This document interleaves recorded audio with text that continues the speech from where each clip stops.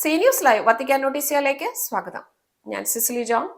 കഴിഞ്ഞ ആഴ്ചത്തെ പ്രധാന വത്തിക്കാൻ വാർത്തകൾ. 8ാമത് ദരിദ്രരുടെ ആഗോള ദിനത്തോടനുബന്ധിച്ച് വത്തിക്കാനിൽ 1300 പേരോടൊപ്പം ഉച്ചഭക്ഷണം പങ്കിട്ട് മാർപ്പാപ്പ. വത്തിക്കാനിലെ സെയിന്റ് പീറ്റേഴ്സ് ബസിലിക്ക ഇനി വെർച്വലായി സന്ദർശിക്കാം. AI ഉപയോഗിച്ച് ഒരുക്കിയ അവസരം ഡിസംബർ 1 മുതൽ. റഷ്യ യുക്രൈൻ യുദ്ധം 1000 ദിവസങ്ങൾ പിന്നിടുമ്പോൾ രക്തസാക്ഷിയായ യുക്രൈന് മാർപ്പാപ്പയുടെ സാന്ത്വനം.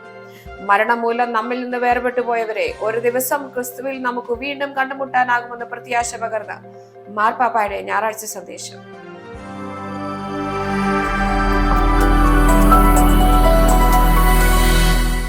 ഇനി വാർത്തകൾ വിശദമായി.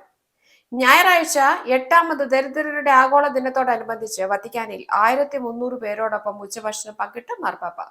ദരിദ്രരുടെ കഷ്ടപ്പാടുകളിൽ ദൈവത്തിന്റെ സാന്നിധ്യം തിരിച്ചറിയണമെന്നും അനീതിക്കെതിരെ പ്രത്യാശയോടും അനുകമ്പയോടും കൂടി പ്രവർത്തിക്കണമെന്നും മാർപ്പാപ്പ തദവസരത്തിൽ അനുസ്മരിച്ചു.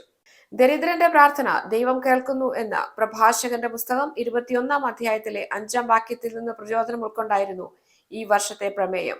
സെയിന്റ് പീറ്റേഴ്സ് ബസിലിക്കയിൽ അർപ്പിച്ച വിശുദ്ധ കുർബാനയ്ക്ക് ശേഷമായിരുന്നു തെരഞ്ഞെടുക്കപ്പെട്ടവർ പാപ്പയോടൊപ്പം പോളാറാമൻ ഓഡിയൻസ് ഹാളിൽ ഭക്ഷണത്തിന് ഇരുന്നത്. സഹായം ആവശ്യമുള്ള നഗരത്തിന്റെ വിവിധ ഭാഗങ്ങളിൽ നിന്നുള്ള 1300 പേരാണ് ഉച്ചഭക്ഷണവേളയിൽ പങ്കാളികളായത്. Dicastery for the service of ചാരിറ്റിയും ഇറ്റാലിയൻ റെഡ് ക്രോസുമാണ് ഭക്ഷണം സ്പോൺസർ ചെയ്തത്. ഈ ദിനം ആഘോഷിക്കുന്നത് യേശുവിനെ അനുഗമിക്കുകയും സുവിശേഷം സൂചിപ്പിക്കുന്ന അതേ രീതിയിൽ ചിന്തിക്കുകയും ചെയ്യുക എന്ന ചിന്തയിൽ നിന്നുമാണെന്ന് പേപ്പൽ അൽമോണർ കർദിനാൾ കോൺറാഡ് ക്രജവസ്കി വിശദീകരിച്ചു. കാരണം അത് ക്രിസ്തു ചെയ്യുമായിരുന്നു, അതിനാൽ ഞങ്ങളും ചെയ്യുമെന്ന് അദ്ദേഹം വ്യക്തമാക്കി. ഉച്ചഭക്ഷണത്തിന് ശേഷം ഫ്രാൻസിസ് മാർപ്പാപ്പ എല്ലാവരെയും അഭിവാദ്യം ചെയ്യുകയും ഈ ദിനവുമായി സഹകരിച്ച എല്ലാവർക്കും നന്ദി പറയുകയും ചെയ്തു. ലോകത്തെവിടെയായിരുന്നു കൊണ്ടും വത്തിക്കാനിലെ വിശുദ്ധ പത്രോസിന്റെ ബസിലിക്ക സന്ദർശിക്കാനുള്ള അവസരം ഒരുങ്ങുന്നു. ബസിലിക്കയുടെ മനോഹാരിത ഡിജിറ്റൽ സാങ്കേതിക വിദ്യയുടെയും ആർട്ടിഫിഷ്യൽ ഇന്റലിജൻസിന്റെയും സഹായത്തോടെയും ആസ്വദിക്കാനുള്ള അവസരം ഒരുക്കുന്നത് ബസിലിക്കയുടെ സംരക്ഷണ പരിപാലനത്തിനായുള്ള ഫാബ്രിക്ക ദി സാൻ പിയത്രയാണ്. ടെക് ഭീമനായ മൈക്രോസോഫ്റ്റിന്റെ സഹായത്തോടെയാണ് ഈ പദ്ധതി ആവിഷ്കരിച്ചിരിക്കുന്നത്. ചരിത്രവും കലയും ആധ്യാത്മികതയും ഇഴകിച്ചേർന്ന് ലോകത്തിലെ അതുല്യ ദേവാലയമായി കണക്കാക്കുന്ന വിശുദ്ധ പത്രോസിന്റെ ബസിലിക്ക റോമിൽ എത്താതെ തന്നെ സന്ദർശിക്കാൻ തീർത്ഥാടകർക്കും സന്ദർശകർക്കും അവസരം നൽകുന്ന പദ്ധതിയാണിത്. ഡ്രോണുകളും ക്യാമറ കണ്ണുകളും ലേസർ സാങ്കേതിക വിദ്യയും ചേർന്ന് ദേവാലയ ഉൾവശത്തിന്റെ 4 ലക്ഷം ദൃശ്യങ്ങളാണ് ഒപ്പിയെടുത്തിരിക്കുന്നത്. ത്രിമാന ദൃശ്യങ്ങൾ സൃഷ്ടിക്കത്തക്ക വിധം ഉന്നത ഗുണനിലവാരമുള്ള ചിത്രങ്ങളാണ് പകർത്തിയിരിക്കുന്നതെന്നും ശ്രദ്ധേയമാണ്. 2 ആഴ്ച സമയമെടുത്ത് ചിത്രീകരിച്ച ദൃശ്യങ്ങൾ സമന്വയിപ്പിച്ച് ബസിലിക്കയുടെ ഡിജിറ്റൽ പതിപ്പാണ് ഒരുക്കിയിരിക്കുന്നത്. ഡിസംബർ 1 മുതൽ ഇന്റർനെറ്റിൽ ഇത് ലഭ്യമാകുമെന്ന് വത്തിക്കാൻ അറിയിച്ചിട്ടുണ്ട്. 2ാം ലോക മഹായുദ്ധത്തിന് ശേഷം ലോകത്തെ വേദനിപ്പിച്ച സംഘർഷഭരിതമായ റഷ്യ യുക്രൈൻ യുദ്ധം 1000 ദിവസങ്ങൾ പിന്നിട്ട വേളയിൽ രക്തസാക്ഷിയായ യുക്രൈനെ ആശ്ലേഷിച്ച് ഫ്രാൻസിസ് മാർപ്പാപ്പ.